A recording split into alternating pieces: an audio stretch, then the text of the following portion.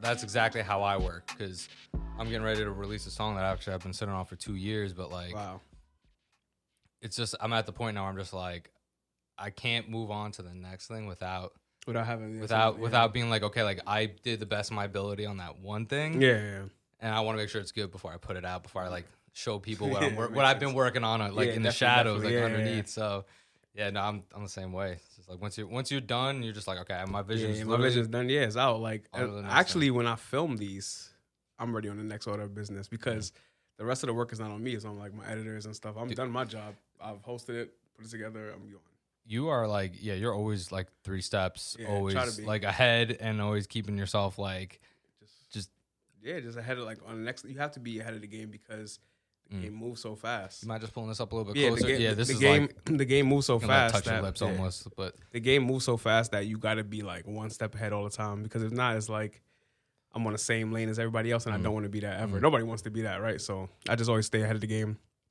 Always have a project in the tuck, or I always have some episodes of something in the stash, because you just never know when it's time to let it all go. Gotcha. Now, is that more of a strategic thing for you to be like, okay, like I'm gonna hold on to this, and if it's kind of a dead period, I can be like, boom, there it is. It's more of I'm not gonna stop creating. Like I create every day. Like I think of something new every day. So if I don't act on it, and I don't like film these things, and I don't or put them in production, it'll just be a bunch of things in my mind, and I can't have my mind fill up. That would be a scary place if I have all these ideas in my mind and nothing can come out. So I always make sure that, one, for people's lives, like we all have our own individual lives outside of entertainment. So I keep things in this tuck for our own sanity. You know, so my boys and like all my people that I work with, they can have their free time or whatever else they got to do, because I know they have their own gigs and whatever to get to. So I leave time. And also, like, it's always like, if you like, it's competition, but friendly competition. So I don't really see myself as a competitor as anybody else. I just feel like when I see something that I really like from somebody, like a creator, I let them get their shine. I let them get their whatever they got to get off, and then I'm like, well, watch this, because I've been creating too. Like I'm on that type of time where I'm just creating to the point where it's friendly competition. Like I support everybody, but they know that when I come around. Basically, that friendly competition keeps you motivated. Definitely. To be like, okay, like I see what you're doing. Yeah, it's gonna motivate me to one up you, but I'm not trying to like. There's no disrespect. I'm not stepping on any toes. I just want you to know that I'm here too. So, but that's the healthy part of the game, you know, and that's what makes other people stand out more than others, other people. Yeah, that's mad funny. So how'd you even get into start even doing podcasting? Actually, first of all, why don't you introduce yourself? We hop right into this, man. Podcasts, that's how we do it, man. We just jump right into it. I go by Vonte NYC for the listeners.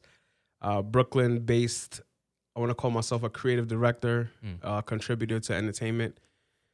And yeah, that's pretty much what I guess my label is today. I always change my label of what I do and what I am. So today I'm a contributor to entertainment and a creative director.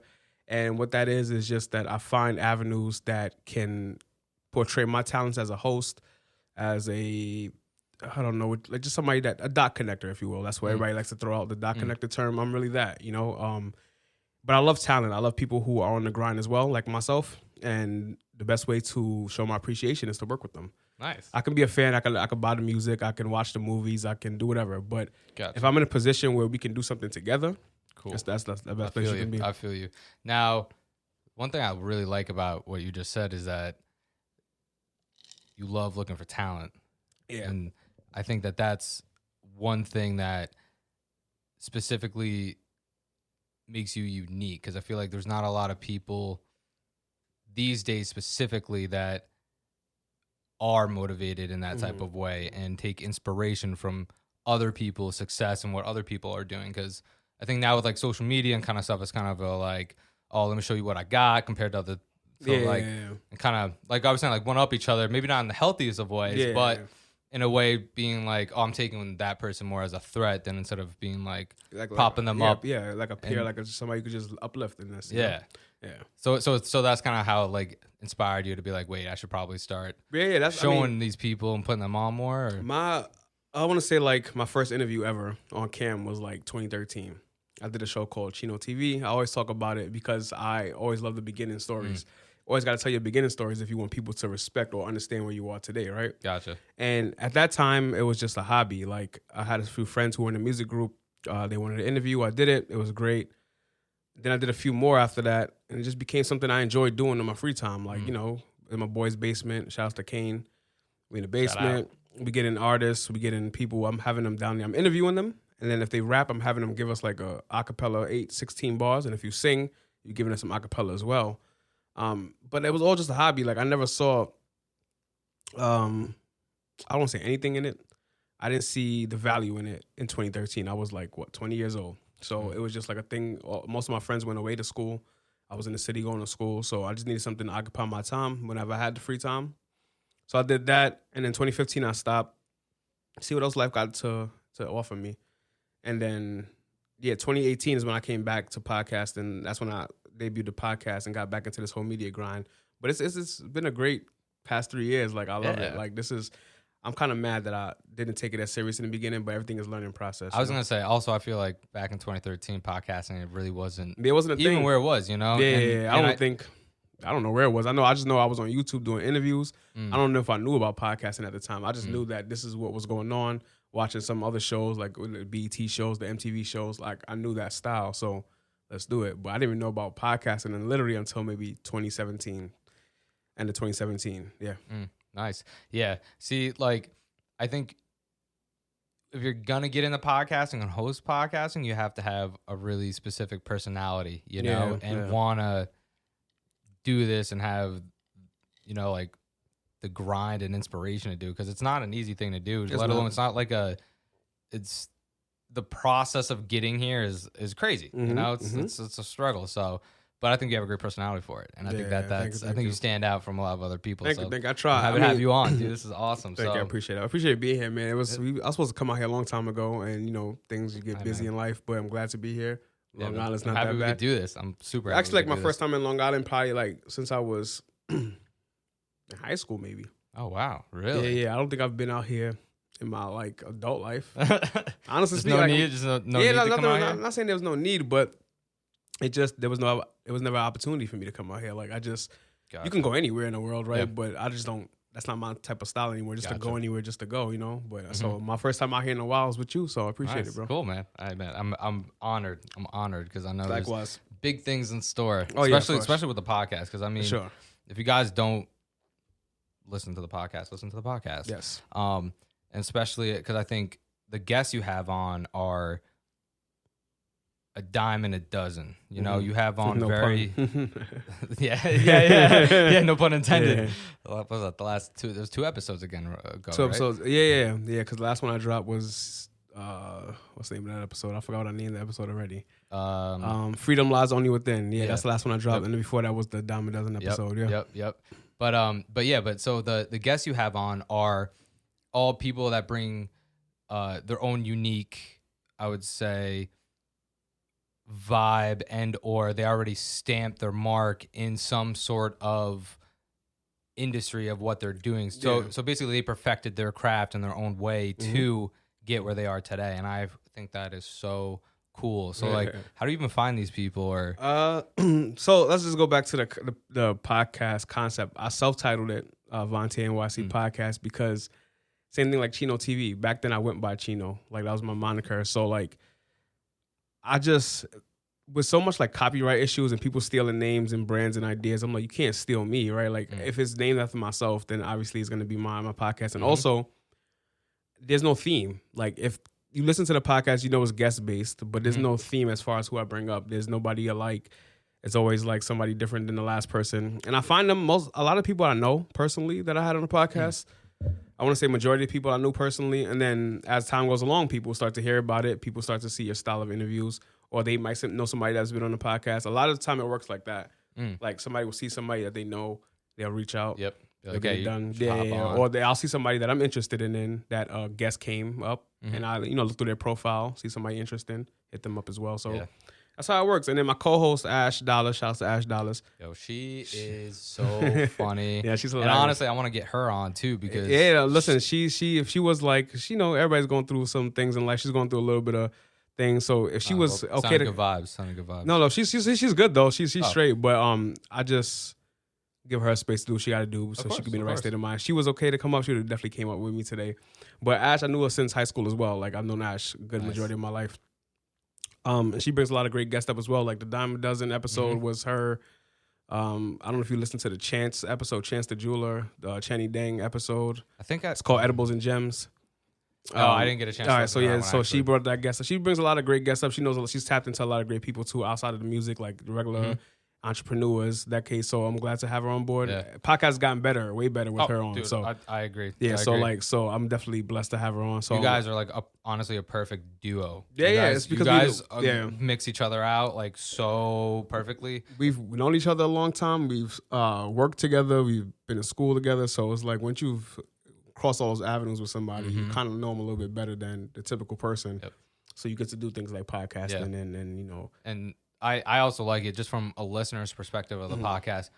I get to hear at least your perspective on stuff and her perspective on stuff because I think both of you guys have your own unique. Trust me, we don't agree on anything. To the world. I know. we don't agree on anything at all. But that makes it perfect. Like the fact that we don't agree on anything, that makes the whole dynamic the best thing. And I wouldn't trade it for anybody, to be honest. I totally agree. I think podcasting in the form that it is the only way to like kind of truly see how like a relationship like that can work out between two people, you know? Between see how like, okay, like I can see Vonte's like this and Ash is like this, you know? Like, and so I like that. And also I think, especially like, this is why I love podcasting is just getting to hear a conversation between two people that maybe I've never would have the opportunity to hear. That's another thing too. Yeah, you never know like who can come across your table by podcasting.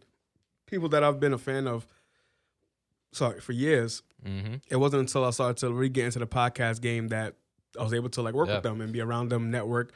So it's great, you know. Podcasts open so many doors, man. Like it's like unkept or the secret gems of the world. Like people just need to take that leap of faith and go for it because you literally never know what can come out of it. Dude, I agree, and that leap of faith. What is that to you? Like, is that just like taking high risks, or is it more just like? I would say just don't be afraid of failure because it happens. You know, that's a part of life. The same way you can fail a test in school, you can fail at, you know, hosting a podcast. You got to be able to put it in that perspective so you'll try. Because if you didn't put it in that perspective, you wouldn't take the test at school if you knew that you could fail. If you knew failure was an option the way you think that failure is an option in life, you wouldn't take the test. You'd say, you know what, I'd rather not go ahead and fail. I only want to pass. Yeah. But that doesn't happen like that nowhere and ever, like in nothing that you do. There's always a downside and a plus side to anything you do. So not being afraid to fail and then also being okay with like the process. Cause it's like I'm in a studio right now and I've been podcasting for 3 years. I don't have an in-home setup and this is inspiring, right? And this is a process. I've seen some of your older ones and it wasn't as great as this as it is now, right? So it's like, I'm pretty sure in the beginning you were like, what is it going to look like in a year or two? Or what are my guests going to come up here if it is look appealing, you know? So little things like that like that is what makes you that leap of faith. You know, when you take all those things into account, bottle it up, and then you know that on the other end of it, you can have the best podcast, you can have the best guests, you can, all of the things that are opposite these negative aspects, when you realize those are also possible, then you might want to try it out. I mean, it happened to me like that. That's how I write a book, man. Yeah, you got to write a book. Somebody got to write it for me, man. But I would ghostwrite it. All right, whoever's listening, if you're a ghostwriter, yo, if you got some author skills, you can write my book. I'll pay per chapter because it's gonna be a great one. I mean, you got some. You're very inspiring. Like that's actually what I really like took from when I first started following you. I don't know. I was actually trying to remember how I actually stumbled across from. Yeah, I'm trying to figure that out too because it had to have been. I want to say from the first cipher, and I don't know if somebody reposted it because I was following somebody in the cipher, or if it was like another page or something like that. And I just know that I stumbled across you, and I was like, what this guy's doing? I was like, no one's doing it. I was like, so I'm gonna keep watching, and then I just saw that you were just grinding. And then you were just like, yo, I'm gonna keep getting better, just keep watching. And I was like, I'm watching. Yeah, I'm yeah. watching. And then grinding. Everything I say grinding. I'm And gonna now do. you are where you are today. And I'm like, Yeah. okay, I was like, I gotta get him. I want to get you on before you're like, I can't get you No, on. no, I can't schedule you in. And I can't. I'm gonna be like one of those DMs where you're just like, nah, I don't know who you are. Pulling Just like, T-Pain, dude. right? I check them like 10 years later and I see a bunch of DMs that I missed. Yeah, exactly. Like, what's going on here? Yeah, Exactly. No, I would do like, that's one thing I always tell people too. I tell my team as well, because with everything we're doing outside of podcasting is my first love. Like this is what I do. This is what I do best. I feel like talking, having conversation. So I'll never give this up. No matter what happens in life, no matter what success comes, I'll always podcast. There'll always be a Vonte NYC podcast. It's also easy. It's like easy. So easy to just And I'll always come to podcasts too, because again, this is what started me out. So I'll never say no to a podcast unless they're not as great as you, you know, like, but yeah, I'll always be down for stuff like this. So it's just a matter of time. Yeah, man.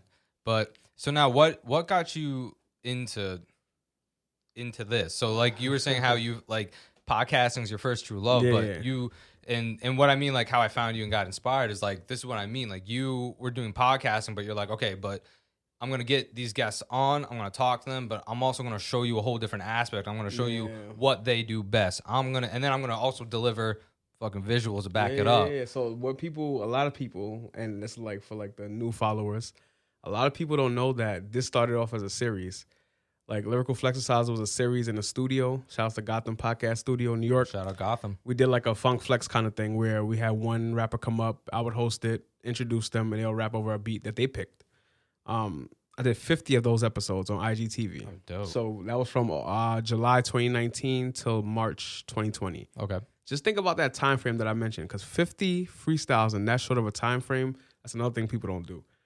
And then the pandemic hit. The grind. Yeah, baby. the pandemic hit, and grind. I was pressed for not the time, but just the space, what CDC allowed. I couldn't have as many people in the studio at a time, so I had to take a break. So from March until like July, wasn't really doing anything, wasn't podcasting, definitely didn't have any ciphers out. And then July or like June, I presented the idea to my team that I want to try out a cypher. I invited 5 rappers that did the series. They all accepted.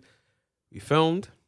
And the funny story about the release of the first cypher is that there's a channel called 15 Minutes of Fame, YouTube, which is like one of my favorite YouTube channels. It's like battle rap based, but like really they base they you know, it's like battle rap based. They do interviews. They are heavy on bars, rap bars and stuff.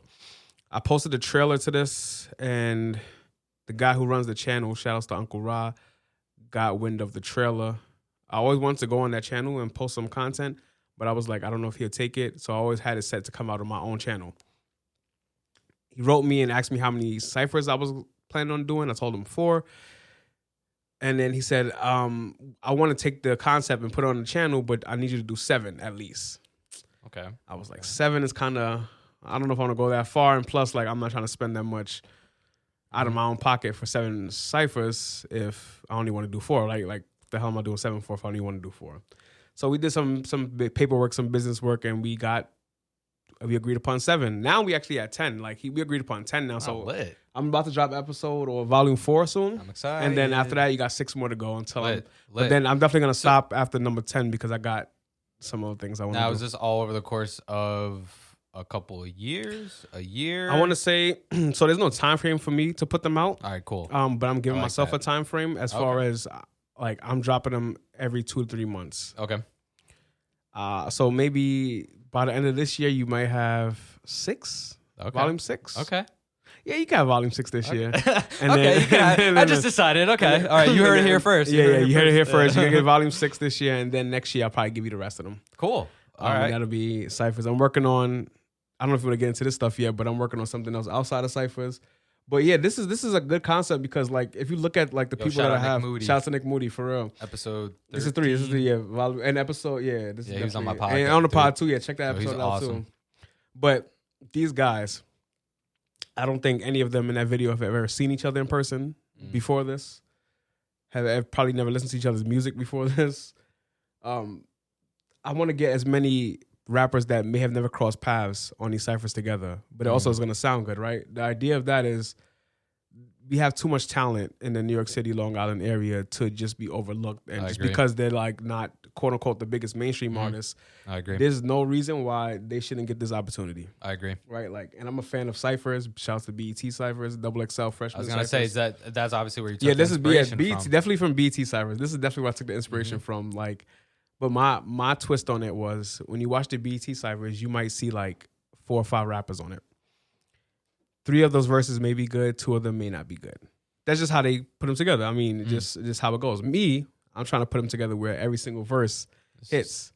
Like every single verse is a hit. And so far, out of 3 out, I have like 14 different rappers, and I feel like personally, I have a no miss catalog right now. Yeah, so this is volume 3. I feel like I have a no miss catalog as far as the individual verses go. Yeah, I feel like we're on the up and up right now, and I know for a fact that when this next one drops, it's going to be the same outcome. So now, I don't know if you want to tell people your formula or not, but how do you go about start to finish creating one of these ciphers? It's all about it's all about how the verses sound when I finally hit them. Like, we record them all. So do you count all the bag. meet up at a studio? So I got hell for this too, and I'll put this out now. Give me a second. Yeah. I love this. It's my battle, but yeah, this shit was. yeah, this is. We'll get into yeah, this definitely. Too. So I pre-record the ciphers, and people were like, "Oh, but it's not really a cipher if you pre-record it." And I'm like, "Well, you didn't ask me how the formula goes down in the studio." I get them in the studio, and it's only for audio purposes because I wanted to sound the best as well as looking the best. Yep. So it's not because I don't trust people's bars. I don't ask them to hear their verses before I meet up with them, so they can rap whatever how they choose to. Oh, so do they know what instrumental they're getting? They know the instrumental maybe like a week and a half, 2 weeks before. Okay. Now, is this an instrumental that you obviously pick out? I pick, yeah. Now, do you sit down with a producer and create that, or do you buy something from a producer? Yeah, I've been buying the beats so far, only because like time, I can't really sit down and craft something just yet. So I've been picking some good ones. I've been buying some good ones. Shout out Aspect Beats. He gave me volume 2. Shout out. Volume 1 and volume 3 are beats that are already out. Like cypher beats already, but I just want to show that we do the cypher better, obviously. But yeah, so the process is we get to the studio and I just look around the room and I just pick an order of how I want them to go in the booth and rap. And you don't get like a read.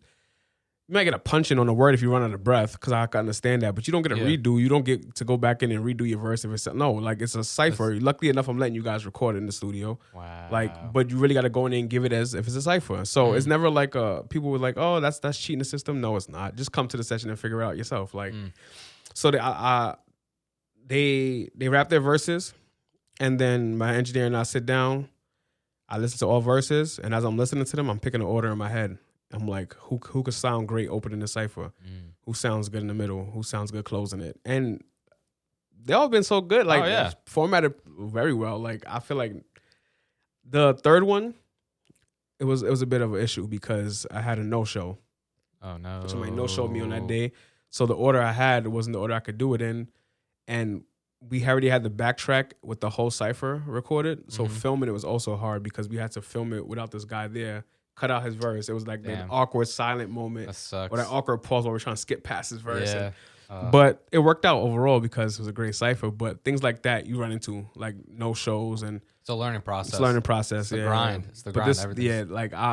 Like as far as getting the talent and having them agree to it, a lot of them just agree because it's me. Like they know the platform is what it is. They know I'm genuine with like my support for them. 100%. They know that there's no gimmicks involved when it comes to I want you to rap. Like, well, you also have the content to back you up and know that you know like you're. At first, it was hard to get like if I had to go out and find rappers initially for the cipher, I think it would have been harder because I know a lot of them from the series. Now, for this fourth one, is the first time I'm getting rappers outside the series. Gotcha. So it was a little bit difficult, a little bit more difficult, but it worked. Nice. And I think that with this now is gonna open up more eyes for people who haven't really tuned into that series. So it's still a growing project. Like, yeah, we're 4 ciphers in almost, but it's like I feel like it's just the very beginning of Lyrical Flexercise. Yeah.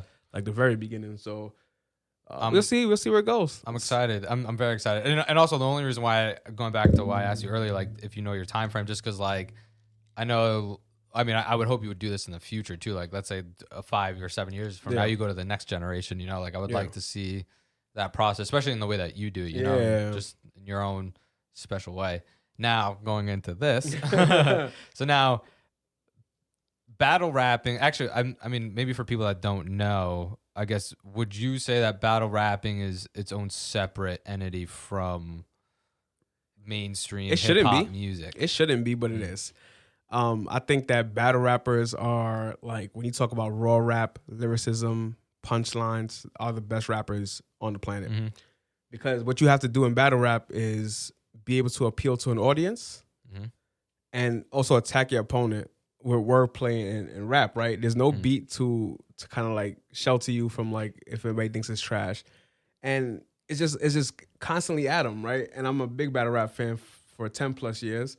So this right here was like a bucket list moment for me. Like, I'm on stage geeking out right now. I don't know if you can tell, but like I'm having literally the best time of my life. This is probably the most fun thing I've done in media, like in entertainment. This right here, and all I did was stand there for 17 minutes. Like, all I did was stand there and just be like, and just be a presence. But like now, go ahead.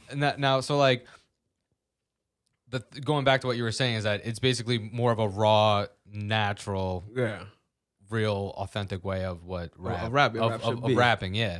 Now, specifically, what made you go, okay, I want to start my own kind of, I guess, in your own way, obviously. And 2, what made you go with Gav Sinatra and J Real? All right. So battles, I always wanted to do one. Like I said, I've been watching battles forever. Like, shout outs to Smack, shout outs to ARP, all these battle league owners. Like, that was like my thing, like my escape, watching battles back in the day. Like Charlie Clips battles. Like, Charlie Clips is one of my favorite battle rappers, you know, Tay-Rock. So I was like, one day, I always said one day I was going to do a battle event, a whole event, like multiple battles. But COVID, so I said, let me try it out by doing one battle. The easy part about it is they were both on my third cypher. So it kind of brewed from the cypher. Like, when we were recording it, we were in the studio talking about how they both have battles on camera. And I was like, well, you know, starting the pot, like, what's going on? Let's get it started here. Now. So they were doing a bunch of trash talk in the studio. We didn't really think nothing of it. And then after we filmed the cypher, I said to them, well, let's get the battle going. Let's really get it going. So we did the trailer for it. When we did the trailer, that's how I knew it was real. I was like, all right, they're down for it. I like that hype trailer too. Yeah, like they were definitely down for it after that. Because at first it was like, will it happen? Will people show up? Will it be a thing? Will it even go down? We did that. And there was a lot of hype around the battle. Overall, was I happy with the turnout? No, because I wanted a more back and forth battle. Okay. It was kind of one-sided, and everybody knows it's one-sided. Even the person who it was one-sided against knows. But we'll definitely see these 2 guys later on this year. I'm definitely going to bring them both back. Gav's going to get another battle. J-Real's going to get another battle. So definitely look out for that. But this was like, I was having the most fun up there just because, again, I know we can't hear it, but he just said, have him lift them out of nowhere like an edible high. Like, bullets will have him lift them out of nowhere like an edible high. That's fire, right? Like, and I'm just there listening to this, and they're cool with each other. Like, this is crazy because they're talking the wildest shit to each other. But they're actually cool. Like, everybody's cool outside of this. We chop it up. They're on the same cypher, so they got to be cool. You know, like they're boys. So it's respect for the art. Yeah, some people don't. I mean, some people take it as like a serious thing where they don't respect and they just go up there like on their grimy shit. But that's an ego problem right there, you know. And then another part of the bucket list part of a battle is getting a shot thrown at you in a battle. it's having like the battler throw something at you, so the crowd reacts and it's like a bar against you. And that's what he did just there. And it was crazy. Like, I heard my boys in the background and the crowd scream like, oh, shit. Like, and I was like, why me? But it was great. Like, great that it happened in my first battle. I had the person who was supposed to toss the coin, John Fifth. He was in my first cypher. They even let him flip the coin. They got right into the battle. So I was like, it was all that stuff that I seen happen in battles. Like, it all happened in my first battle. And I'm like, yo, this is like some this crazy is what shit. I wanted. Yeah, it's definitely what I wanted. Like I said, the overall performance could have been better, but it was definitely a great experience, great turnout. A lot of people were there and definitely excited for the next one. So for the next event, it's going to be about 4 or 5 battles. Oh, sick. Try to run out a whole day at this place, Love Story Bar. Shout outs to them. Those are my peoples, and they let me run out there downstairs to hold the battle. So we're going to definitely do a whole thing. Definitely come through in Brooklyn. I'll let you know ahead of time so you can drive out and check it. But yeah, this right here, man, I don't want to be the person to say I'm gonna do a battle league or like battles is part of my, I guess, my portfolio now. It's just that I'm a fan of that, so I'm gonna do it when I can. I can't guarantee you that after this card you'll get more battles out of me or whatever the case is, but I know that when I do these 5 or 6, at least you have a total of 6 or 7 battles on my YouTube, so you can always go back to and say, all right, at least he did or tried the battle stuff. I think at least from a fan of yours, like from my perspective, that I think anything that you want to, you know, dabble your hands in is gonna be good. You know, or at least you're gonna put your own spin on it, which is everything that you've been producing so far has been like awesome. You know, thank you. And I think that speaks volumes. And I think you're only, you know, you're showing people how serious you are. And only how much better you're gonna get, because you literally say that every time. I say just wait on it. Just wait on it. Instagram, you say it. You say it. I say it on video. Podcasts. I say it on podcasts. I say it everywhere, because just like we're only getting better. We're only getting better. You also gotta like just believe that in yourself, like, because sometimes I doubt myself. I don't doubt myself. Let me not say that. I doubt how people will receive the work that I put out, because with so much things going on, there could be somebody else doing something so similar or better. I'm not saying I produce the best things, right? So somebody may come up with the next best thing, and then all attention is there. I may not get the views or the likes or the clicks I was getting last time, and you might say, "Well, damn, am I putting on my best work?" But for me, it's like, at this point in my career, you're going to get whatever I put out. Like, I'm not saying that you're going to just get whatever, but I'm not going to stop because anybody else is on their grind. Kudos to you. Yeah. That's what you're supposed to do. So that's basically how you navigate the bullshit of, I guess, your own personal... because people will lie and say they don't have doubt or they don't feel like things will go wrong. Everybody has that little doubt about some things. You know, that's human nature.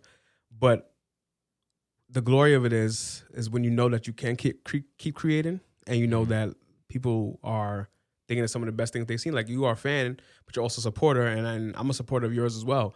Thank you. It means a lot. So, like we mentioned about how the studio advanced, your guests advanced, like the conversation has gotten better. Like, so I say, at some point you probably were like, wow, this isn't it. This isn't it for me, or maybe I'm gonna have to take a break to see where I can go back to the drawing board. But you just kept going. Like episodes, music, merch, all that kind of stuff. So you just keep growing the grind. I'm trying to hop on your grind. My goal was to do every other week of podcasting, but like I've ran into issue. One of my big issues is actually getting guests to commit, which is like crazy, because I'm reaching out to you, you say yes, and then you're just like, oh no, like. And I'm like, okay, I get like I get life is one thing, but I was like, it just kind of sucks, because like, but then it makes me feel like shit. Yeah, I feel like if as a guest, and this is to like people who are listening to this right now and are watching this, like, we're podcasters, right?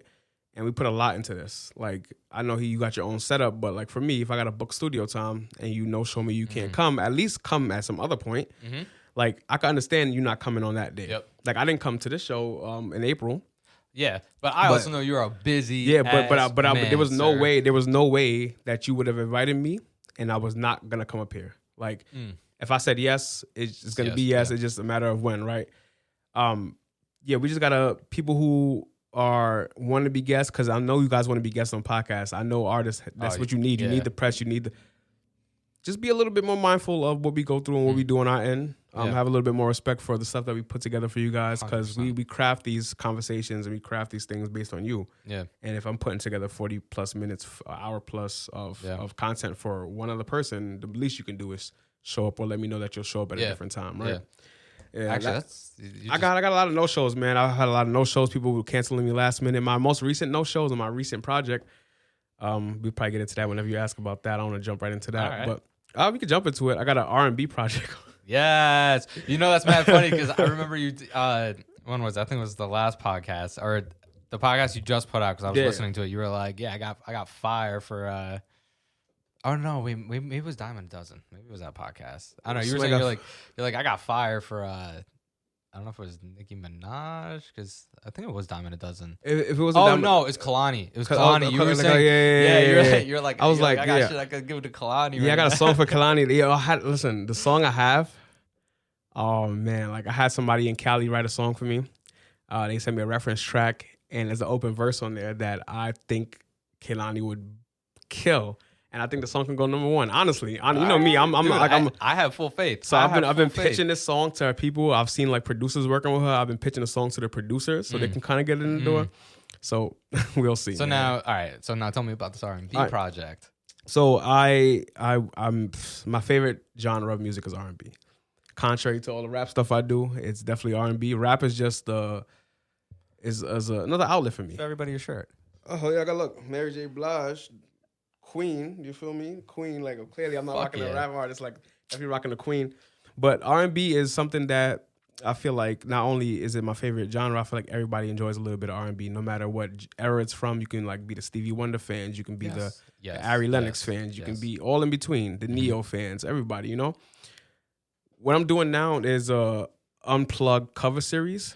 So I'm inviting singers up and they're going to pick 2 of their favorite covers or their favorite songs and do covers of them. It's called the R&B Pack. And so, for example, one singer picked the Stevie Wonder song and the Ari Lennox song. I mentioned those for that reason. And it just shows the range of the singer and it shows how the range of R&B. Damn. And the twist of it is you're not just playing with the beat in the background. We got live instruments like we have sax, guitar, bass, drums, all type of people, bands, all the whole works because I want to give it that unplugged live feel. I'll play actually the first song that we recorded after the podcast so you can hear it. Of course, I'd love to. So, now, go ahead. Are you paying for all this yourself? So you don't have to answer that. No, I'll answer it because I want people to know that. Like, I was gonna say because like between and like the reason I asked that is because like between the battle ciphers, between lyrical flexercise, between these projects you have, like I'm assuming you're grinding and then putting it right back into what you love. Yeah. So like podcast is all paid for by us, unless we get like sponsors for certain episodes or whatever the case is. So that's like independently funded. Then the ciphers, the series was funded by myself. Luckily enough, 15 Minutes of Fame and their people over there are helping us to put together the ciphers now. So they definitely gave us a little budget to work with. Awesome. So it's not all, I mean, I still dish out of pocket because I got a lot of people to hold down, but it's pretty smooth around this time, right? So that's easy. Battle, I did it myself. Battlers do request money when they battle, but the way I do business, they got their money and I don't have to dish out anything. So I did a smart business transaction with them and it worked out in their favor. Nice. This R&B project, I'm definitely funding myself because just like with everything else, you got to fund it in the beginning because you want to see it grow. It's expensive as hell, but I wouldn't put the money in. Well, I wouldn't Can't play this. Shout out to I'm gonna get thrown off. I'm gonna get thrown off YouTube. But no, so I put the money in because I want to see it grow, and also if anything goes wrong, I don't have to or nobody else feels like they took a loss. Like I could take the loss. Losses is just another day in the park, So I'd rather lose the money knowing I tried, rather than other people lose the money and they feel like they took a loss for no reason. But so far so good. Our first day of production was great. We have another one coming up. I plan on wrapping up season 1 before June is over, and we plan on debuting before June is over.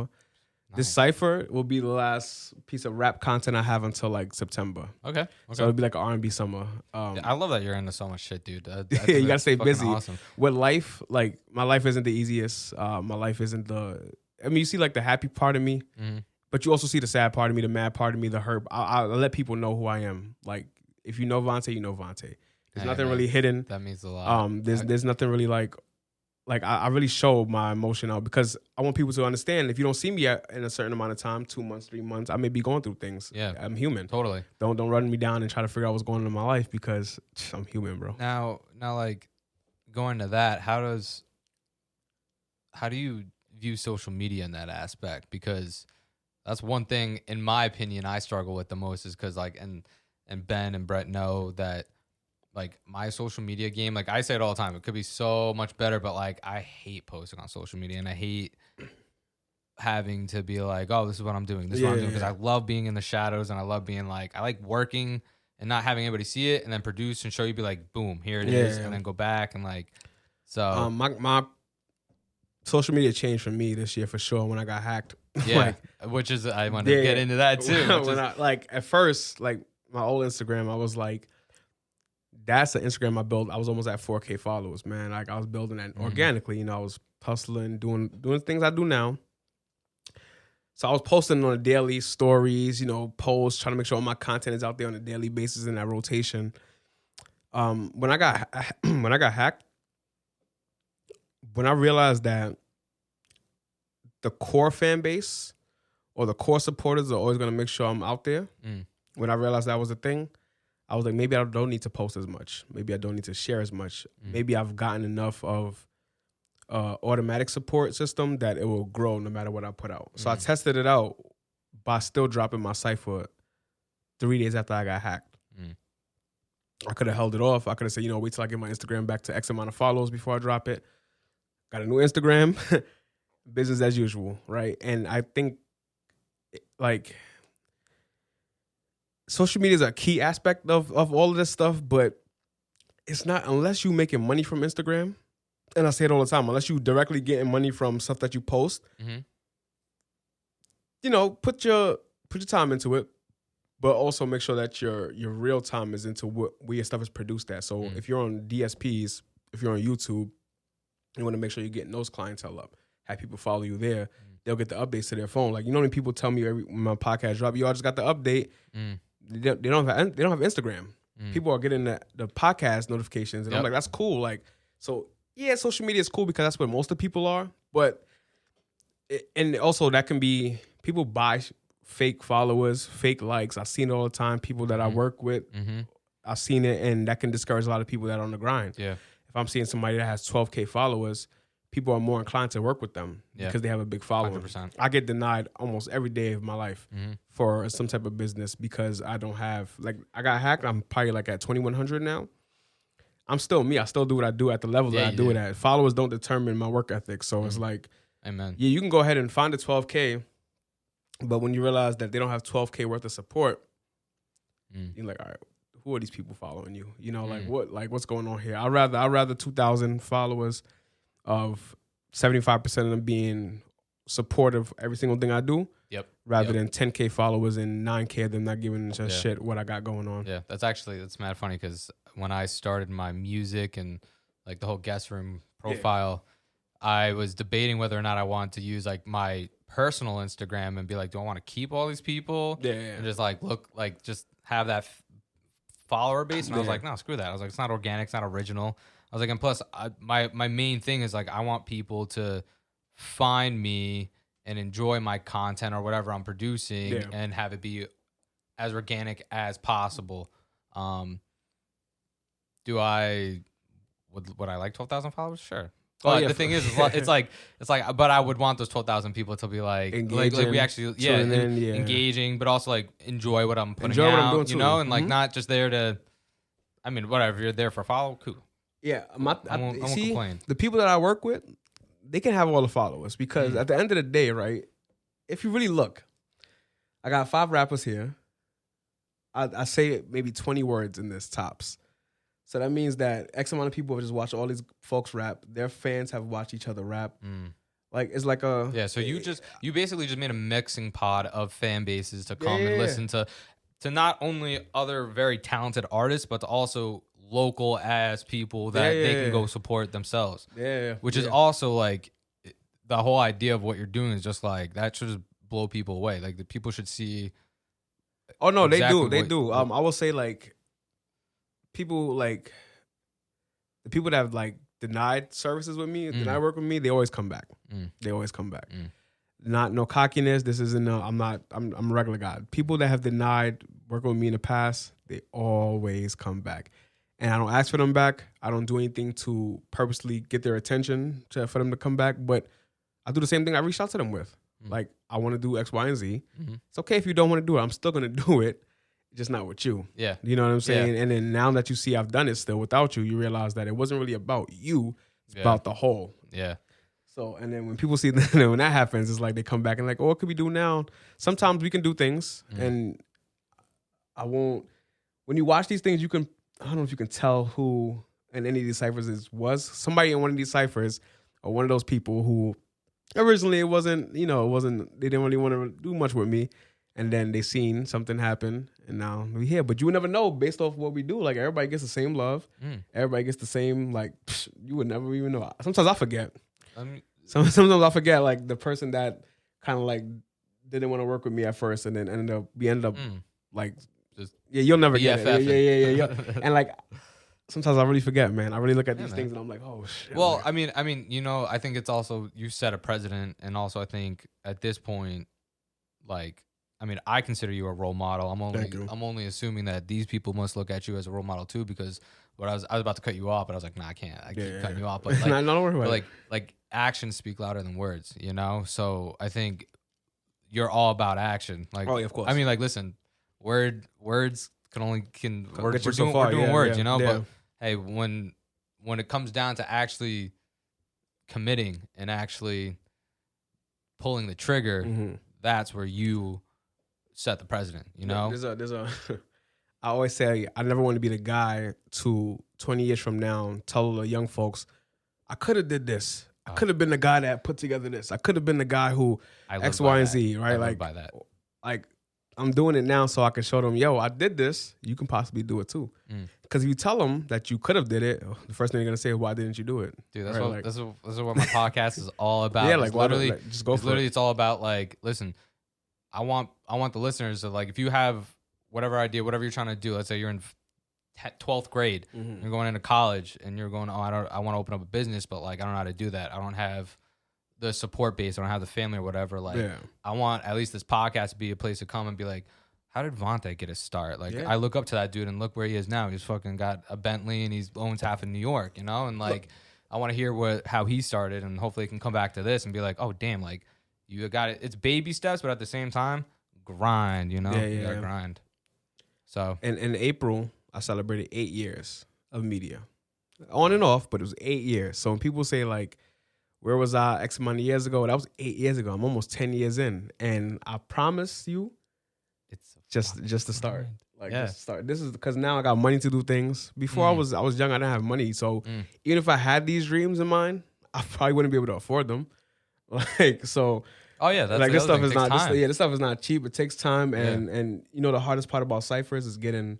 Yo, shout out Anthony X John. Shout out Anthony X John to the Long Island Zone, man. The hardest part about Cyphers is getting 4 rappers in a building at the same time, because they're busy. They're rappers. They live their lives. They do what they got to do. They have other avenues. So to get 5 from 5 totally different places, like the dude the 4th dude, he's K&G right here with the Kid Super shirt. Ahmaud Arbery, the guy who got shot in Georgia, that's his best friend. Oh shit! And during his verse, he shows the tattoo of Ahmaud Arbery in his arm. And I said to him, I said, "Oh, that's what he was doing." Yeah. He's like, lost my dog in February because of melanin weapon. I did not connect those dots. That flew right over my head. He was in Georgia when I was putting together the cipher, and he was like, "Well, I'm down here for the trial. I'm not really in rapping mode, and I also can't get up there right now." His manager, shout out to Jesus, lives in Jersey, so we set up some flights for him. I think I got his flight coming out here. Jesus got his flight back home, and we got him on a cipher. Like, cause I knew it was a lot going on down there that he just didn't want to come up. But I asked him, I said, "Are you not in rapping mode, or is just a lot going on?" Because I'm sure that you want to get your stuff out for your boy, and this is not for no clout, man. Like, I didn't tag Ahmaud Arbery. I didn't like post as the cover photo. Yeah, like, totally. That's what he rapped about. I didn't know he was gonna rap about. That's what he chose to rap about. Like when he rapped that verse, like I didn't know he was gonna mention him. That's hip hop right there. That's hip hop. So, but like I want him to come up because I know he's been going through, and I've worked with him before. And Ahmaud Arbery died on my birthday. Got shot on my birthday. I was having a time of my life, hearing on the news that somebody got shot. Somebody's life got taken away the same day I got mine, and I know his best friend. There's no way we're not gonna have this moment.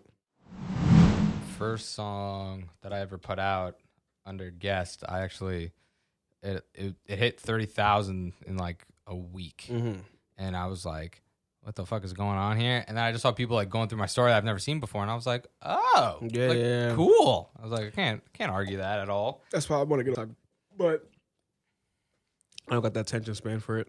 Like, I'll post that shit's a black hole. Yeah, they tell me like you got to do so, like not so much, but like there's a method to getting like going viral. I don't got time for that. Like, well, dude, that's like what going back to the social media thing. That's what I struggle with. It's like just getting the time to be like, okay, I got to make content, and like it's like I'm too busy focused on other shit. You know what I do? What is a good tip that I can give you when I do things? like I'm already making the content in my head. Like for a cypher drop, I already kind of know what I want to post. So I start like, if I can start to like craft it up already and draft it. Cause if I had to make half the stuff I did when stuff came out, you would never know that stuff came out. Cause I'm always busy when things come out. So I wouldn't be able to really craft the whole post and drop it. It's something that's already in the drafts, ready to fly. Like when it's time to put it out. Cause you're just ahead. Yeah. You're you learn though. You learn. Ahead. Yeah. You learn. Cause I did Chino TV when Instagram wasn't really a thing. Like there was no, it was like Facebook, MySpace was just getting out the way maybe. Like, no, I'm lying. MySpace wasn't really around still. Facebook was the thing though. Twitter was heavy. But Instagram wasn't as heavy. Like, remember, Instagram wasn't even for Android users at one point. I remember being one of the first people in my school, like having Instagram and showing people, and then being like, "What is this app?" I was like, "You just take photos and you can edit them," and that's all we were doing. And then it just grew. Like, it's weird how it just evolved, and now I'm like, "Oh wow, I remember." And that's why I don't really press it too much because, like, I'm not saying I know what to do to garner attention outside of social media, but I've been there. Like. It's different now though. You kind of like need social media to even have a presence because if you don't have social media now and the way the world is, like you losing out. Yeah. But back then, and I keep saying back then like it's long ago, but it's I do the same. It's 8 years, but like back then, like if I go back to my YouTube right now for Chino TV, all my interviews did great numbers without even me posting them. I can't even tell you about me posting on Instagram about Chino TV. I know Facebook was getting my content, Twitter was getting the content, but Instagram not really because you couldn't really post videos back then. Yeah, it was just pictures. Yeah, so it was only 15-second videos. Yeah, 15 seconds too. So it was like there was no purpose for me to even put a 15-second portion of an interview out on. No. So and also content wasn't even the way it was. It wasn't. It wasn't. There was no like everything was still like website and like but like now Instagram is literally somebody's whole. Shout outs to Vine, man. Vine is the Vine was the shit. Yeah, Vine is. I will say too ahead of its time. Yeah, too ahead of its time. It's like the PSP. I always say the PSP. I say that too. Yeah. That's mad funny. A lot of things ever had time. Yeah, Vine, PSP, like a lot of good things. Oh, dude, that's crazy. That's mad funny.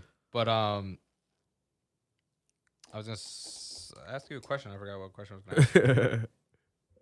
Honestly, it's so funny because I write these like guidance questions and we just like hit all of them. And like I don't even look down at it. It's just the flow of the conversation. Yeah, we do the same thing on our pod. We kind of like outline it.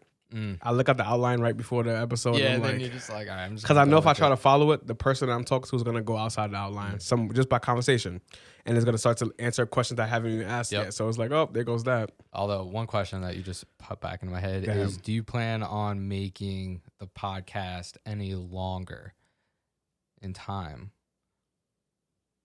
What, per episode? Yeah, per episode. Just because personally, I would like to hear you and Ash talk to guests for like more than an hour. It all depends on the guest. Gotcha. So the last one we put out was like I think an hour exactly. Yeah. So that's good. Stuff like that is like music artists. They normally come up when they want to promote something, like a video or album. So it's like we talk about that. That would be the basis of that conversation. But when it's people that do things on a day-to-day basis, like if they're like a comedian or a jeweler or a dancer. Those conversations tend to be longer. Like, if we listen to those conversations, those are the longer ones. We want to talk to them longer, but it's like... Just squeeze for time, I guess. Time plus, like, another thing for the pod is we want you to just hear enough. So that way you tap in to the person we're talking to. Because if we give you everything and they say everything, then you might not even have to go back and see what they're about because you can catch everything in the interview. And if I give you all of my perspective on a person, then it's like the news. Like when you watch the news and then it has the anchors giving you the rundown of what's going on.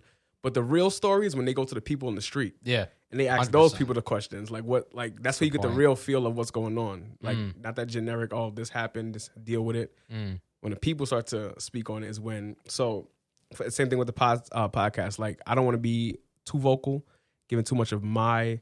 We're going to have episodes coming up where it's just Ash and I. We're definitely working on like perspective episodes and like just real talks, especially when she gets back from the break. We're definitely going to have a lot of those because people like you said, people want to hear us talk.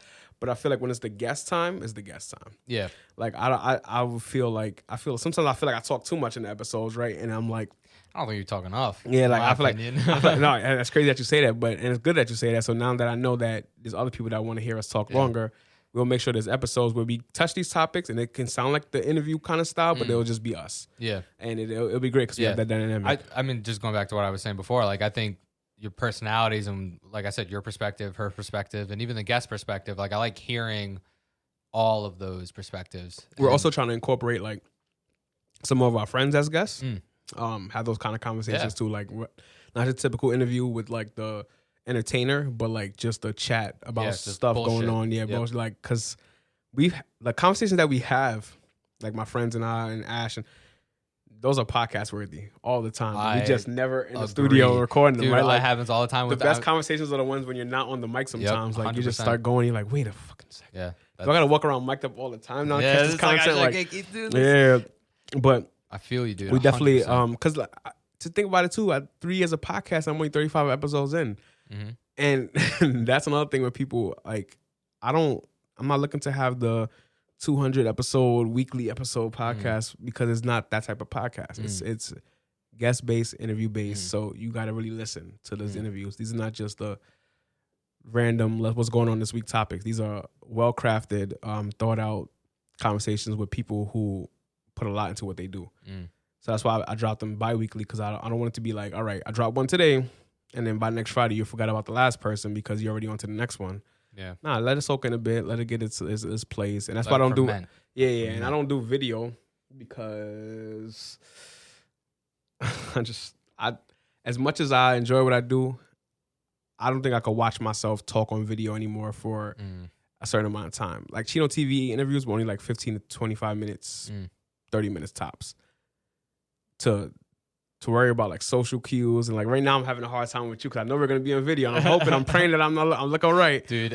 Honestly, because like that's what I was fearing too. I was just like, that's the same that like I don't like taking pictures. Like when I first started guest, like I didn't show my face, and like when I was doing the podcast, and they were like, all right, well if you want to film it, like you want to show your face, and I was like, I don't want to. Yeah. And they're like, okay, but you have to. Yeah, and I'm like, all right. So I started doing that. And then like, I don't know. Like I watched a couple back, but at the same time, I'm like, I'm not the one watching this. So like, I'm going to pick out all my flaws and all this shit. Yeah, that's the thing. I pick out my flaws. Dude, I'm my own worst enemy, man. But at the same time, it's like, if it's another avenue for people to listen or watch, another form of media for them, like also, I just wanted video. I feel like I said, like it's just another source for them to tap into if they want. If they just want to throw it up on TV and keep it on the background. Like I don't. Yeah, that's like the downside for me too. Like I know people want to see us on the TV and stuff, but that's why I give you stuff like this, like battles, which is a nice conversation. Yeah, like because I mean, I wouldn't want to watch me personally. I wouldn't want to watch myself talk to somebody for 50 minutes, so I wouldn't force or like even try to force anybody to watch it. But I know that people will tap into this. I find that so interesting that like.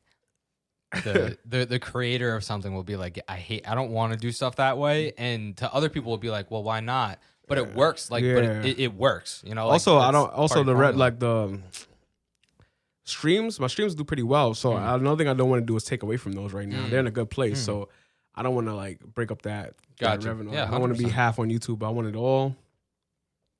Working my way up to some change. Yeah. But like I said, I'm gonna definitely drop a lot of content on YouTube. I think that. At some point, you're going to get tired of the stuff I'm dropping on YouTube because I'm going to end up dropping a lot. I'm doing like I'm covering events with my team. We're doing like listening parties, that kind of stuff. So we're going to have we're going to have a lot of content. I got 2 listening parties coming up I got to go to and not host, but like cover. So we're going to have the videos, the behind the scene interviews, photos. Like we're going to do all the work. I love that. Yeah. I think specifically that's right up your alley. Yeah, that's definitely up my alley. I'm telling you, like the news, that whole interviewing those random people, that's what really got me into like interviews, because it was like I used to watch the news with my grandmother every night, and I always see like anchors like shout out to Brenda Blackman and Ernie Anastas. Those are like wow, I haven't heard those names in a minute. So like those are the people that I've watched, and I would always hear like the news story, and it would always go to the streets, and there was always some random person. That's where you get the real news. So like for example, they'll say like a building just burned on XYZ street. But then that person, they're like, yo, my building just burned down. I see somebody jump from the top floor, cat flew out the window. Yeah. So they're like, the cat flew out the window, and you really get the idea of what just happened. You know, like, and I feel like, that's how I really like fell in love with interviews, not by any talk show, not by anything other than the news, because I wanted to tap in with the people and see how they felt about day-to-day stuff. Yeah. And that's where it really stemmed from. I love it. Now, one thing I always kind of want to make a point on a podcast, and I've brought it up multiple times, is like surround yourself with like-minded creative people that push yourself. So you keep bringing up your team. Yeah. Who are these people in your team? Oh yeah, so I'll shout out to well, there's a lot of teams because there's a lot of projects.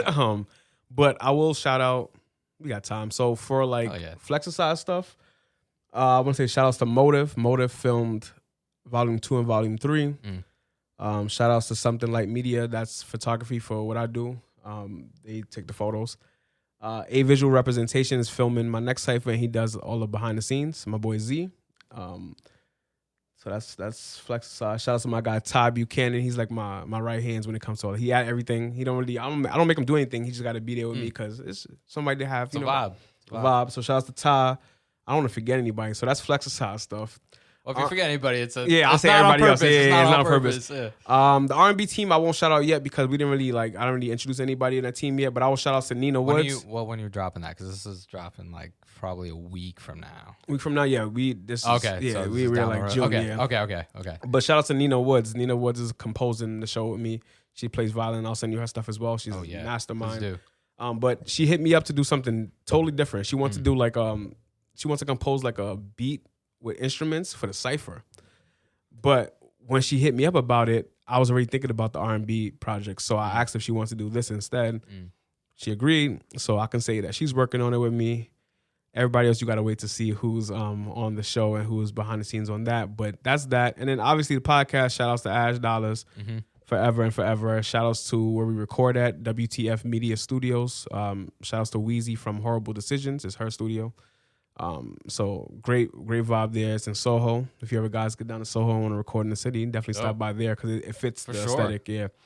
And team wise, that's about it, man. If I forgot you, not on purpose. Honestly, if I forgot you, then it's been a while since we did anything together because I was just named everybody that I've worked with in the past 2 months. So, and then shout out to everybody that reaches out to me for like booking opportunities and to get us in the building for certain things, because it doesn't mean a lot. It means that our work is showing, like. And one thing I told my team when I kind of like crafted the team together, I can't make you rich. I can't even make you the most successful. But what I can always ensure is that there's always gonna be work there for you. I'm always push y'all to the next level because I'm pushing myself, and we gonna get it. We're gonna get it. It's not gonna happen tomorrow because I did this 8 years. Some of my team just started doing this last year. So if I can tell you that 8 years down the line, it does make sense after a while. Trust, it makes sense. Like, I don't chase fame. I chase acclaim. I want my name to be attached to as many great things possible, so that when I get old and wrinkly, all those royalties start to come out to me. But fame is not what I'm chasing. So, like, whoever it is on my team chasing fame, kudos to you. I'll help you try to get there. But I'm not. I just want you to know that I got your back 100%. And like I said, as long as there's work, you'll be around for it. Yeah, man, you're just don't no-show me. That's all. True that. Yeah, man, I'm with you 100% because like I'm not really trying to chase fame. Yeah, either. It's not something that interests me. The only thing I am chasing is making this my full-time job and career. Yeah, same. And it'd be nice to make some money from it to support myself. But am I looking for millions of dollars? Like it'd be cool. I'll say just find the right bookings. Like, so me, I was like, how can I make this amount of money from this a month? It's all about how you set up your booking, set up your time, set up your pod. You know how it goes down. You've been doing it, so I got to tell the professionals. Hey, man. Hey, no, I'm only learning. Yeah, same. And that's the thing. That's the thing I always tell my team too, because a lot of them are younger than me, so they think I know everything, and I'm like, no. You'd be surprised how much you guys teach me on a day-to-day basis. Like, if you left any of this up to me, recording, editing, you'll never see any of this come to light. If you was worrying about good photos, you would never see any of that come to light because that's not my expertise. That's their expertise. But when you get a bunch of people who have their own goals and then your goals can come together somewhere down those lines, I think that's the best formula for a team. Gotcha. If everybody's working on that same thing at once, then it's like 10 people chasing the same goal isn't as great as it sounds. Because 10 brains shouldn't have to chase the same one goal, right? Like, you should all be chasing your own goals and just have those talents come together and make magic. That's what it is. It's just putting talents together and making magic. Like, that's all it really is, man. Dude, like, you're just the puppet master, man. I'm learning music a little bit. I'm learning like the ins and outs of. You guys go through a lot. Musicians go through a lot. Kudos to the musicians. I'm learning that aspect of like being in the studio, waiting for vocals, editing vocals. I just thought people go in there and sound like that. Like, I really thought like a lot of these singers and rappers go in there sounding like that. No type of edit, no type. I thought it was a whole different, it's a whole different process. It's all learning experience. You would think that because I do like these in studios, like the ciphers, that I know that kind of stuff, but no. I gotta bring up this point because I'm gonna be asking like a couple questions on one, and we might not answer all of them, so I apologize to the listeners. But like, I think my first question is like, you having a team, being the leader of this team, and like, how important is the communication to your team and effectively like portraying that to your team, and second is how not even how that's not even the right way, is that like, for me to see, let's say if I was part of your team and see you being the leader and leading this team, and seeing you go, oh wait, he's actually taking the time to sit in the studio and watch how this is done, and then go off and learn how to do something else, and learn how to do something else. Like, you are actually, in fact, also learning yourself with your team. And And like I said, like you're setting this precedent almost for everybody that listening wise to you, follower wise, and team wise. Like, so. I will say also the communication part is like, I want them to know that, well, they know that I'm going to keep it 100% always. I'm never going to sugarcoat anything business-wise. I don't care how cool we are. I don't care how close we are, how long we know each other, especially when my money's involved. When when I'm paying for it, I'm going to let you know exactly how it's going down. If you don't agree with it, that's great. Then I'll see you at the next go-round. Communication is important on both aspects. I expect, and I would hope that my team is telling me and communicating everything they need to, because I try my best to do it to them. Sometimes we just get so busy that we can't, but it's important that you keep that like group chats and stuff open, because again, with this day-to-day process, people get caught up so fast that things happen and things change so frequently. You just got to really keep in communication with your peoples. 100%. And you always got to remain on the same page. Because of everything going so fast, people get opportunities that you may not be getting with them. I may get booked and my team may not get booked. But for me, they know that if they're not getting booked, I'm not showing up. So it's like, that's just how it is. Because I feel like in my personal career that I can do as I please. That's how I go about my stuff, right? But for them, if you want Vonte and I need the content, they have to be there doing it with me. I'm not using your people's. That's just that's how it is. Part of the contract. So they know that I ride for them 100%. They know that I'm like, I'll vouch for them. I try to speak their names in as many doors as I can. And they let me know they're hard on me too. They don't. Nice. Just because I'm Vonte and you think I'm like this cool guy who like is on top of the world. No, they rip me a new one all the time, bro. They tell me, which is good as they should, you know. They tell me how it is. They tell me what works, what doesn't work. Sometimes they tell me my ideas are just the dumbest thing they've ever heard, and they sometimes they are. I just be spewing ideas sometimes, and they don't be the. I have some horrible ideas, but that, again, being open with each other, knowing that you guys are again a team. So if something comes out wrong, it's not because I'm doing it with malice. I'm doing it because this is my position in the team. And if we can't communicate like this, we can't do anything. If we can't sit there and butt heads and the creative ideas go back and forth, we can't sit here and expect to like celebrate the glory. Yeah. You know, because we have to get here somehow. So again, communication, that definitely is important. And I'm glad that I've surrounded myself with people who are not yes men and who have their own thought process about things and the way they want to do things. And they're very adamant and very vocal about it. And that's what I need. I think that's what everybody needs, and I think that's when things start to work well. Before, I didn't have that. This wasn't my team. 100%. Like, my team wasn't always like this. If you look at some of my old work, you could tell where I lacked at, who I lacked, what I wasn't listening to, what I was listening to. Now, you can tell that I listen. You can tell that there's somebody else or there's people making this happen, not just myself. There's other hands on board. There's other minds, other creatives. So yeah, that's pretty much what the communication aspect is between us is all. We'll just keep it real. Good. I mean, the only reason I bring that up is because I think that's muy importante for people that are trying to build teams or try to become successful entrepreneurs or any of that stuff. Is that if you're the leader of a team, you got to be, your communication has to be there, but also like what you were just saying, the team's communication back to you also has to be It's just as important, you know. I will say to my fellow leaders, my fellow people who are in these positions where they're the ones creating and they have a team, get off your high horse, man. Because if you can do everything, you would do everything, right? Like, don't treat your team like a staff unless you're able to do everything they're able to do. So unless I'm able to edit, film, I don't know, whatever else they do to make these content pop, if I'm not able to do it, these are my teammates. If I'm able to do it and I taught them this, then I can say this is my staff because there was a job training. But unless I know how to, look, see this battle right here? I stood there the whole time laughing, make sure they got my good angle. Like, they filmed this. This is their first battle they filmed as well. So I hosted my battle for the first time, and they filmed the battle. And I felt like they did a pretty great job with it. They caught all the good angles. Like I said, everything you put out is done in your own way that's unique. You don't force anything. You don't try to be BET when you're not. You don't have the budget, you know, but you work within your boundaries that you set for yourself. And I'm sure you push yourself past every boundary. Hey, this looks better than a lot of these battles that are out now from these major leagues, man. I'll say that. So shout out to my guys. A visual representation, something like media. Yeah, put on a movie.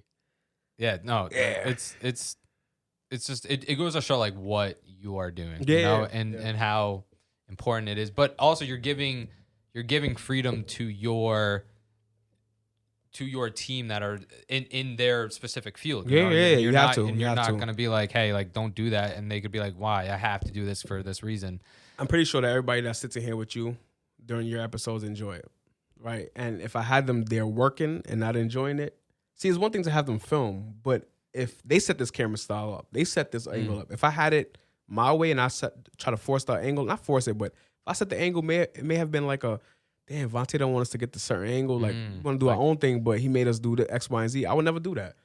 I would never tell a creative how to create. That's your job.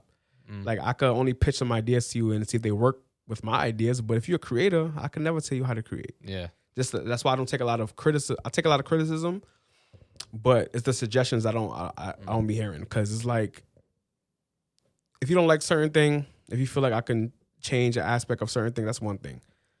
Right? But when you're telling me what I should do and what I could do, then you do it. Yeah. You know what I'm saying? Because if it's so easy and if you think it's so, then you do it. And then when you do it, I'll see how it looks and then I might try it myself. But people are telling me to do all type of things and I'm like, bro, like, I don't want to do that. I only do what I like. Do you read books at all? I want to say I read these days. The last book I've read, let me not even lie to you. So I read like a lot of memoirs. Audio, and I did Rick Ross memoir. I listened to 50's audio book, but I haven't really been into the last book I read. I have a mentee that was reading it in high school, so I read it again, To Kill a Mockingbird. It's random, but I love the book. But like, I don't really I'll either listen to podcasts. That's my form of reading. I listen to podcasts. Mine too. I'll listen to podcasts. So basically, the reason I bring it up is because there's a podcast I actually listen to, which I'll pass on to you, which is hosted by a guy named Jocko Willink, and he's a ex-Navy SEAL, and he started a company called Echelon Front, and basically he goes out and works with companies and teaches them leadership skills and how to better conduct being a leader and lead your team to win it and just succeed in life. And he wrote this really good book, and I read it with Ben and Brett. I passed along to them because I was like, if you got, I literally just give it to people that I'm like, hey, if you're just trying to like, if I think you can benefit from it, but the podcast is along the same source, but you can get the audio version as well. But the reason I'm bringing this up is because like in the book and in my opinion, I think that the way that they view leadership is like so critical for everybody to learn because it'll help you in any aspect of your life. It doesn't matter if you're a cook or you're washing dishes or whatever you're doing. But the thing is that nobody has these leadership skills. Like you just don't like know them automatically. Like you either have to learn it the hard way or people have to teach it to you. But some people do have some of these leadership skills. And in my opinion, I think you have a lot of these leadership skills already, which is why I think you're succeeding in almost every aspect of what you're trying to do. It stems from my work with kids. Like I did a lot of before media. I worked with kids. Me too. I was a preschool teacher. Yeah, I worked at sleepaway camp for like 6 summers. Nice. So like my from like, my beginning adulthood life, I didn't spend any summers at home, like from 18 to like 23. And I was doing like media stuff on the side too, like at the end of my camp career. But I became like a supervisor there. So I was like supervisor of staff and like overseer of all his kids. And that's where the leadership really came out of me, because I'm in a different area. I'm in like a not so familiar place, not so familiar people. The whole thing was not so familiar. But how do you maneuver? How do you, be you? How do you conduct yourself? And how do you conduct yourself? And I was just me. They made me a supervisor. I became like this great leader. But that's where all this leadership stuff stemmed from. Like, because if you can work with kids, you can work with anybody. Dude, you can work with 100% anybody. 100% agree. Kids are a different breed of. Honestly, I think if you work with kids, you truly see how vulnerable you are as a human being, especially when you're little, and you see that A, who you have in your life, B, your surroundings, C, even like, and by surroundings I mean like your environment, like some people just are unfortunately put in a bad environment right from the get-go, and they can't get out. I work with teens, like underprivileged teens, and I got to see like myself kind of, not saying I was underprivileged, but when I started working there, I was 18. Our oldest kids were 15. I was only 3 years older than our oldest kids, so it kind of got me like, oh, this is me. This could have been me 3 years ago. I could have been in this situation. Was there anybody to like tell me right from wrong or give me a path? So that was my mission from then. It was like, well, I'm an adult, but I'm still young, so they'll listen to me. And I have a little bit of experience, but I could also get from people older than me and share it down to them. So with that mindset, that's where it all led to literally today. Like everything is like hand in hand. When I look back at everything I've done, like even like I'll say a random point right here. I remember like high school, I hosted a senior celebrity show, like a show we put on, skits, performances. And that was like the first hosting thing I ever did. And I never really looked back at it as anything. But then when I look back at it now, it's like, well, I stood in front of my whole senior class, staff, like, and hosted a show. It maybe been like the baby steps to where I am today, because totally. I remember hosting SOBs in New York, in the city, actually. Shit. Yeah, in 2018. And it kind of gave me flashback of standing in front of my peers in high school. Like, the stage stuff is kind of cool, it was just that feel again. Yeah, I've done a lot of cool things, man. Like, dude, a lot you've of... done, you've done a lot. Yeah, I feel like I haven't done a lot. I feel like I've done a lot. But there's still so much. There's still so much more, and there's still so much more meaningful stuff to do. Like, I've done a lot of... I don't regret anything I've done, but if I can go back knowing what I know now, I probably wouldn't have produced so much of certain things. Word. I would have structured my days differently. I would have stressed a lot less. But it all, it works out in the end. And that's for anybody that's listening, it's going to suck in the beginning, no matter what you do. Oh, no matter, nothing's worse than just starting off. Yeah, it's like, if I had it all handed to me, in a sense, sometimes I feel like I do coming back to media. Like in 2018, I feel like I did have it all handed to me because I knew it. I knew it. It's just that I had to make sure people knew it, that I knew it. I think that's part of the grind. I think part of the grind is literally showing people, hey, look what I'm doing. I'm making a statement.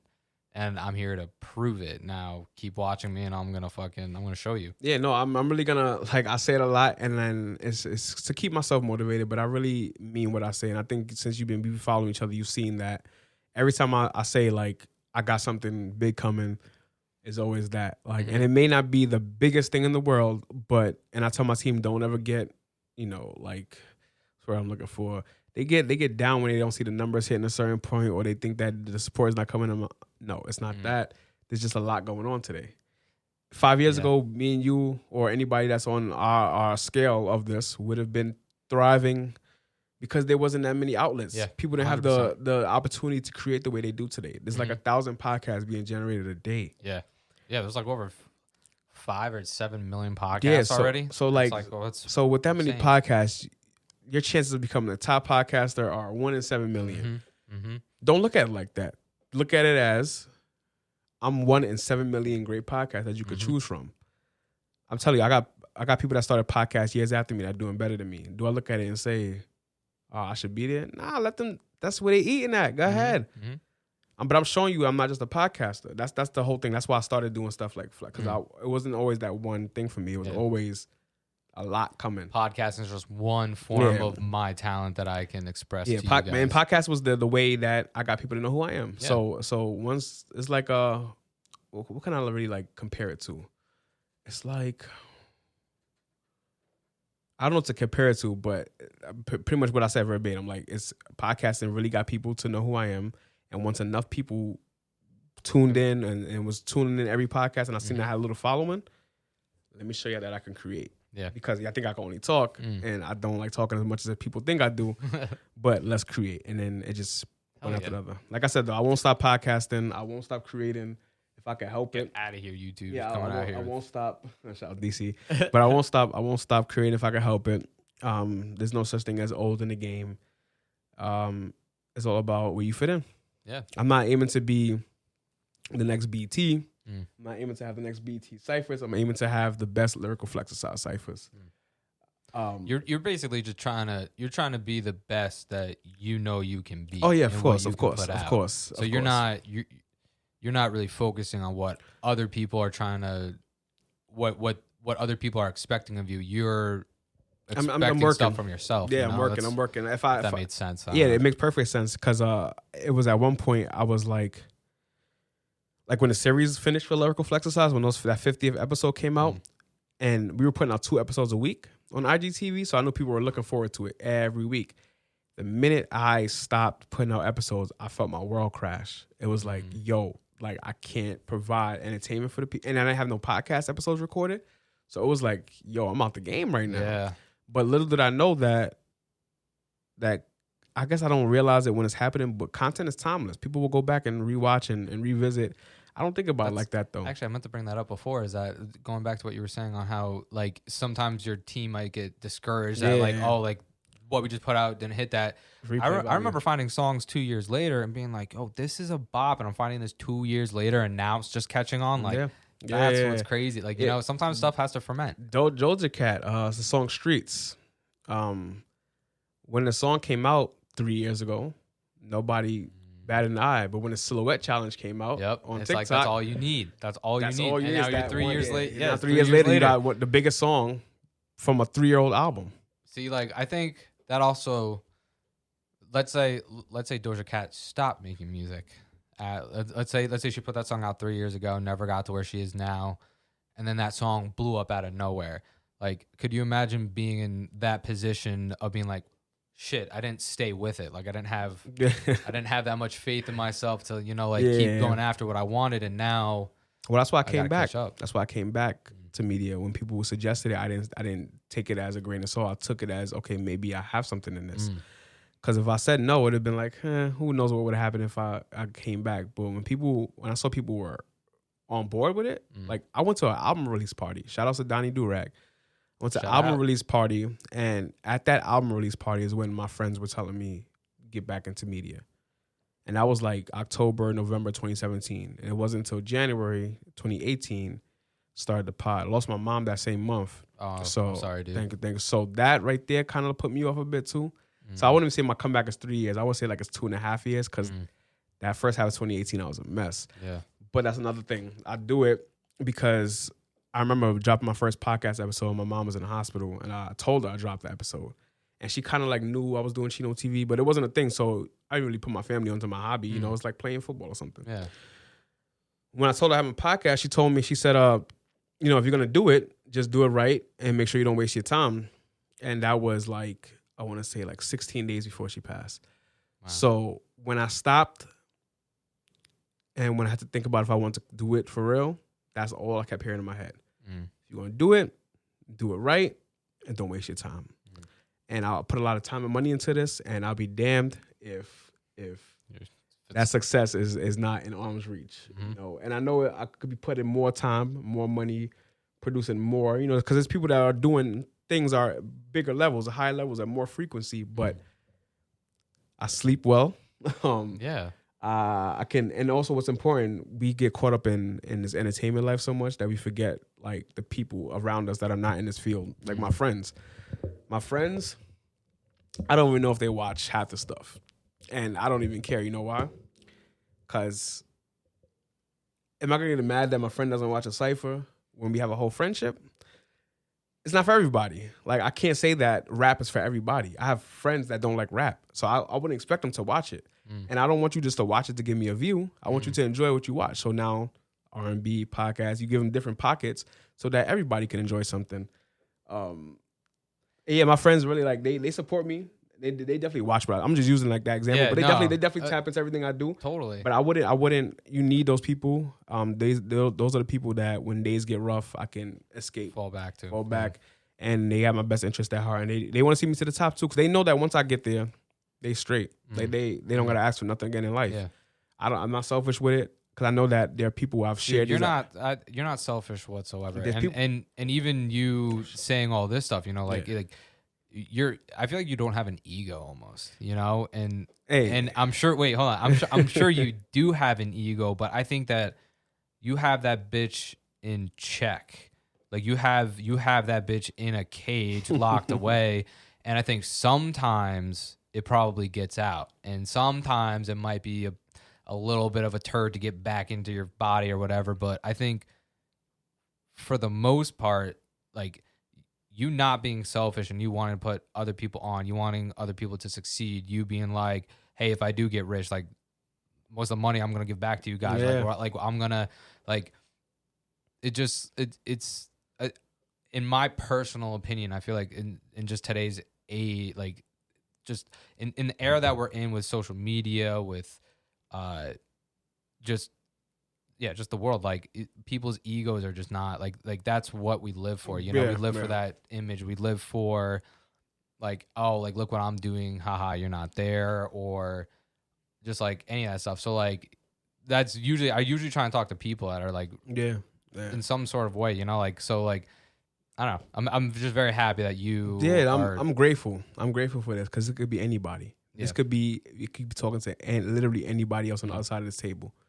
Somebody else could be in his exact position. So I'm grateful that I can work with people I'm a fan of, people that are fans of me, and then I end up becoming a fan of them. And just, like, this is not some ordinary shit we doing. Yeah. We doing some, like, out of the ordinary stuff. And to be a part of this is a blessing. And I do have an ego. I feel like I'm an egomaniac, but in the right way. Like you said, like, me making it is great, right? But if I'm the only one that makes it, who do I celebrate with? Who like, and I'm not gonna celebrate with the random people that are already there, because those are the people I don't really care about. The people that work with me to get here needs to be able to celebrate. So I always say this is one thing I'll do. If I ever get that big check, and the big check, first thing I'm doing is retiring my dad. Second thing is I'm taking my whole team on, like, multiple trips. We might trip for like half the year. Oh yeah. And then I'm gonna give money to all of my friends that have kids for like trust funds, like a certain amount per kid. Not for the parents, not for my friends. Screw them. They're my friends, and we grew up together. But if they have kids, give something towards, like, their future. Because, like, if I'm your friend that long, that I'm still your friend when you have a kid, that means that we might be friends as your kid grows. And I want them to know that I'm not just somebody in your life that is just there. Yeah. There's a reason why I stuck around. Yeah. So yeah, it's a bigger picture. And I talked to my pops, who's like my biggest supporter. It's crazy. He didn't even know I did half of this stuff until recently. Really? Because shout out Pops. Yeah, shout out to Pops. Shout out like, Pops. He always had like a hunch, but it wasn't really like me. Unless I have like the big results, that's how it was at first. Unless I had the big results, you wouldn't really know what I was doing. But it wasn't until he found out, and then more like family members found out and stuff like that, that I realized there's a value in having that support as well. Because I could talk to him about real life stuff, like, because he's been my age, he's my dad, he saw me from the beginning, so he knows what I'm about. Gives me a lot of good pep talks. We actually spoke recently about, like, I was just like in my feelings about, like, all this, how it goes. Yeah, man, dude. He gave me a talk, man, and after that I was like, I felt like I could do anything after that. And it was like our conversation talking about, like, stay focused, make sure that you are investing right into what you want to do, and it'll ultimately pay off. After that conversation, I was like, yeah, it's nothing I can't do. Like, I'm gonna be that guy. Yeah. Oh, hey, if I did it for 8 years and I'm okay with waiting this time, I can do it another 8 and see what happens in the next 8 years, So totally. Dude, I love it. I love it, man. So what are your next steps, man? Like, what are you trying So I mentioned the album stuff. That's definitely something I want to really like sit down with like multiple producers, multiple engineers before I even get to the artist. So album stuff, the R&B pack is coming soon. You can follow that page on Instagram, the R&B pack. Haven't really been promoting it yet. We're going to have an actual rollout. Cyphers, you know, you're gonna get cyphers. You're gonna a lot more variety of rappers. Now that I've done the 3 cyphers where I chose from the series, now my possibilities are endless. Like I've been talking to so many like different type of rappers that I feel like these next cyphers are gonna be. They all are great, but these are gonna be the real ones that I can really see who's out here because I work with all these people already. The first day I worked with every single one of them before, so it was like me working. I know what they're about. Yeah. Now that I'm out here searching for talent that I never worked with, it's a challenge, which I'm up for. And also it's a show that, you know, New York and the surrounding areas got the rappers still. Yeah. We got the best of the best. So that's that. I dropped the podcast episode recently, the Freedom Lies Only Within. I might be taking a break. So I did another podcast recently, so I might be promoting you guys stuff, like, you know, my feature. So we're gonna take a break until Ash gets back. Nice. So I mentioned pod, R&B, Flexercise, and then a battle card later this year. Hopefully, you know, October or September. About 5 or 6 battles. I've been talking to a couple of battlers were at the event, the first one, and as soon as the battle was over, they were like, "Yeah, you know what's next." Like, so we've been talking about that too since then. I wouldn't say too much new stuff is gonna be coming out. R&B pack is gonna be.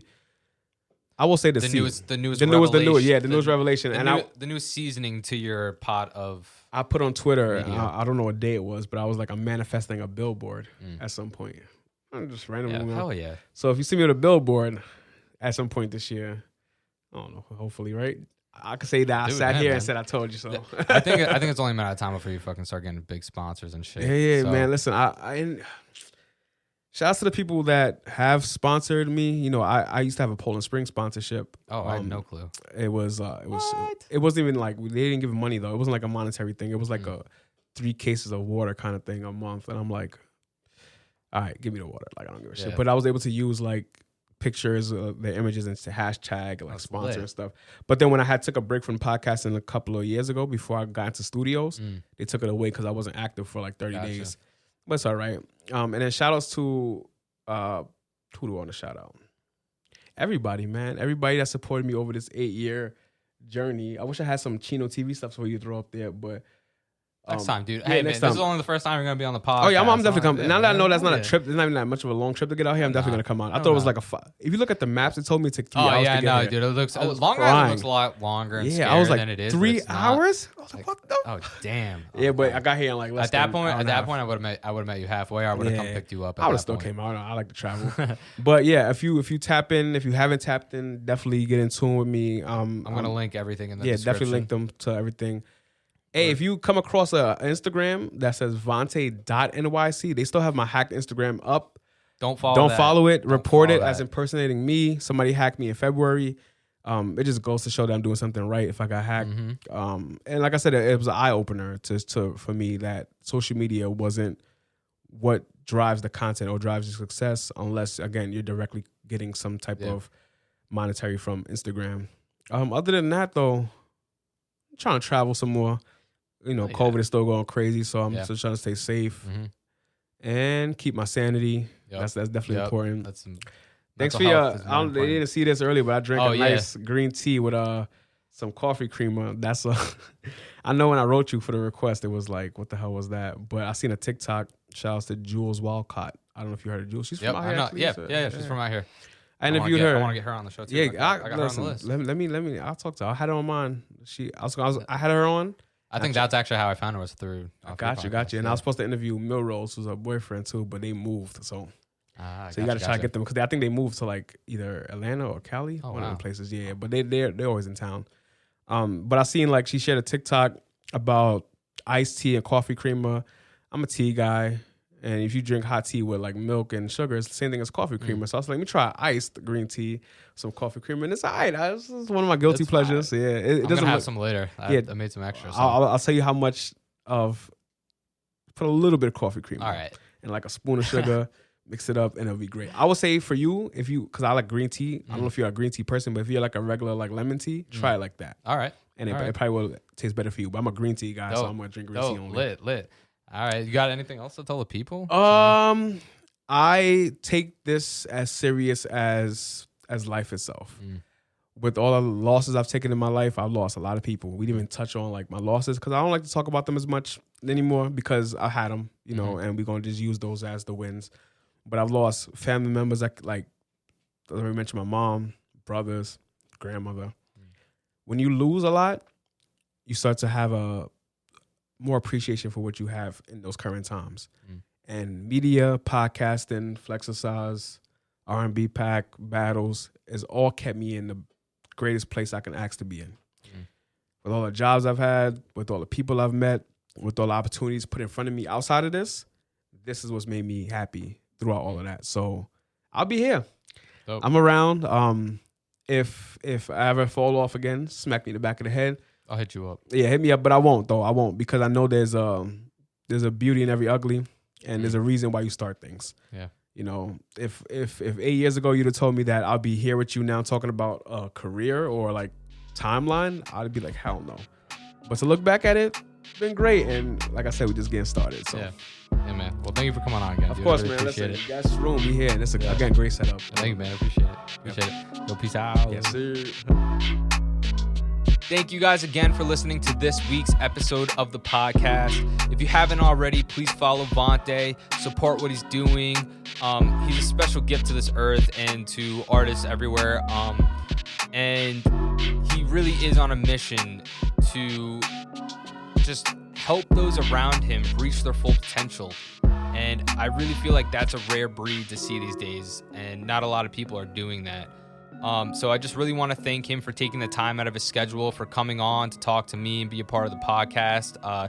It really means a lot, especially coming from him and everything that he does. So just make sure you head over to his YouTube, watch Lyrical Flexercise and the Battle Raps. Make sure you follow him. I will link everything in his socials in the description. As always, thank you to Branch Out Visuals for filming and editing this episode for YouTube. And if you're looking to advertise for your business, art, or music, we are looking for sponsors for the podcast. You can email us at guestroompod@gmail.com. You know what to do, guys. Go out and perfect that craft. Peace.